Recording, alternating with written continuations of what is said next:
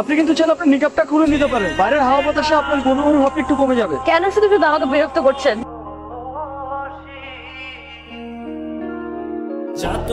আপনি কি কোনো প্রবলেমে পড়েছেন? আপনার কি কোনো সাহায্য দরকার? আপনি আবার আমাকে বিরক্ত করতে এসেছেন। আপনি প্লিজ চলে যান। আপনি সাবধানে থাকবেন। শুনেন, আমার আসলে আপনার সাহায্যের খুব প্রয়োজন। তো আপনি কোথায় যাবেন? আমি আসলে বাসা থেকে পালিয়ে এসেছি। তারা আমার বিয়ে ঠিক করেছে অন্য একটা জায়গায়, আমার অমতে। সেই জন্যই আমি পালিয়ে এসেছি। তাহলে আপনাকে কিভাবে সাহায্য করতে পারি আপনি বলুন। আপনি কি কয়েক দিনের জন্য আমার একটু থাকার ব্যবস্থা করে দিতে পারেন? আপনার প্রবলেমটা তো খুবই জটিল। এভাবে মেয়েটাকে একা রাস্তায় কিভাবে ফেলে যায়? এই প্রথম কোনো মেয়েকে দেখে এক দেখে এতটা ভালো লাগছে। তাছাড়া একটা মায়াও কাজ করছে। আচ্ছা, বাসায় নিয়ে যাবো? আপনি চাইলে আমার সাথে আমার বাসায় যেতে পারেন। আমার বাসায় 2টা বেডরুম আছে, মাঝে মধ্যে মা গ্রাম থেকে আসলে আমার সাথে থাকে আর কি। এই মুহূর্তে আমার আর কোনো উপায়ও নেই। চলুন তাহলে। আপনি তো ব্যাচেলার, আপনি বিয়ে করলেন কবে? আরে এবার ছুটি দিয়ে বিয়েটা সেরে ফেললাম আর কি।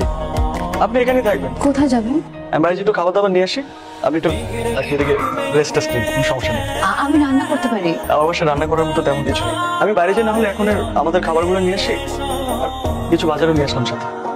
বাইরে আপনি মনে হয় জামা কাপড় আনতে ভুলে গেছেন, কোনো জামা কাপড় আনিনি তো আপনি, তাই না? আমি আসার সময় কোনো কিছু সাথে আনতে পারিনি, কিন্তু কিছু টাকা এনেছি। আপনি এটা প্লিজ আপনার কাছে রাখেন। এই টাকাটা আপনি আপনার কাছে রাখেন, আপনি আপনার কাছে খরচ করবেন, ঠিক আছে? বা এটা কি আমার বাসা? আপনাকে আমি কি বলছিলাম, আপনি ফ্রেশ হয়ে রেস্ট করবেন। বাসা গুছিয়ে দেখেছেন কেন? আমি একদম অগোছলো থাকতে পারি না। আমি খুবই সরি, আপনার পারমিশন না নিয়ে আপনার বাসা। ওকে, এখানে আমাদের দুপুরের খাবার, বাজার আর মেয়েদের কিছু ড্রেস আছে। আমার বাসায় মেয়েদের ড্রেসের ব্যাপারে কোনো আইডিয়া নাই।